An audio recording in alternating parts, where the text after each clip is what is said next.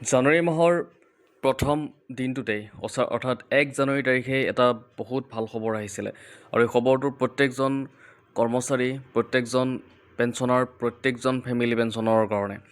কাৰণ আপোনালোকে সকলোৱে জানে দেশত এতিয়া 8ম বেতন আয়োগক লৈ সমগ্ৰ দেশতে চৰ্চা চলিছে আৰু সেই চৰ্চা চলাৰ সময়তেই 1 জানুৱাৰীৰ দিনটোতেই অসমত 8ম ৰাজ্যিক আয়োগ গঠন কৰা হ'ব পোনপ্ৰথমে, অৰ্থাৎ দেশৰ ভিতৰতে প্ৰথম হিচাপত।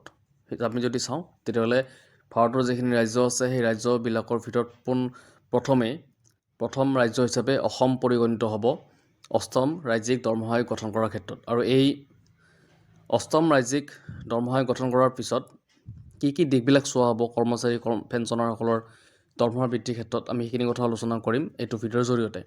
তো পোনপ্ৰথমে চাওক, এইটো হৈছে আমাৰ মুখ্যমন্ত্ৰী ডাঙৰীয়াৰ ফেচবুক পেজ হয় আৰু তেওঁ ফেচবুক পেজত এনেদৰে লিখিছে যে দেশৰ ভিতৰতে প্ৰথম হিচাপে অসমত গঠন কৰা হ'ব 8ম ৰাজ্যিক দৰমহা আয়োগ।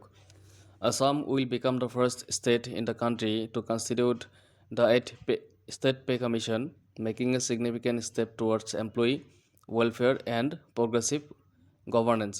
তো দেখিলে আপোনালোকে, এতিয়া কথা হৈছে যে অসম 8ম ৰাজ্যিক দৰমহা আয়োগ গঠনৰ ফলত কি দিশত চোৱা চিতা কৰা হ'ব, আমি সেইখিনি কথা অকণমান আলোচনা কৰিম।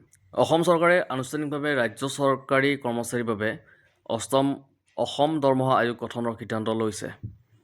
এই সিদ্ধান্তৰ জৰিয়তে অসম ভাৰতৰ প্ৰথমখন ৰাজ্য হিচাপে নিজৰ 8ম দৰমহা আয়োগ গঠনৰ দিশে আগবাঢ়িছে। সিদ্ধান্ত গ্ৰহণৰ তাৰিখ হৈছে 1 জানুৱাৰী 2026। অসম কেবিনেটে 8ম দৰমহা আয়োগ গঠনত অনুমোদন জনাইছে। ঘোষণা কৰিছে অসমৰ মুখ্যমন্ত্ৰী ডক্টৰ হিমন্ত বিশ্ব শৰ্মাই। এই সিদ্ধান্ত আনুষ্ঠানিকভাৱে ঘোষণা কৰে আৰু ইয়াক এক অগ্ৰণী পদক্ষেপ বুলি উল্লেখ কৰে।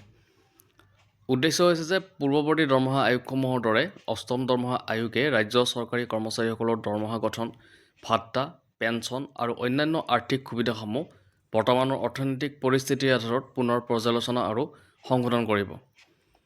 দেখিলে আপোনালোকে, গোটেইখিনি কথা চোৱা হ'ব। যিখিনি দৰমহাৰ গঠন থাকিব, ভাত্তা থাকিব, পেঞ্চনখিনি বা ফেমিলি পেঞ্চনবিলাক, তাৰপিছত অন্যান্য যিবিলাক সুবিধা থাকে সেই সুবিধাবিলাক গোটেইবিলাক চোৱা হ'ব আৰু যিটো বৰ্তমানৰ অৰ্থনৈতিক পৰিস্থিতি আছে সেই পৰিস্থিতিৰ আধাৰত পুনৰ পৰ্যালোচনা কৰি পেলাই সংশোধন কৰি ইয়াতে আপোনালোকে দেখা পাব আগন্তুক আপডেটবিলাক।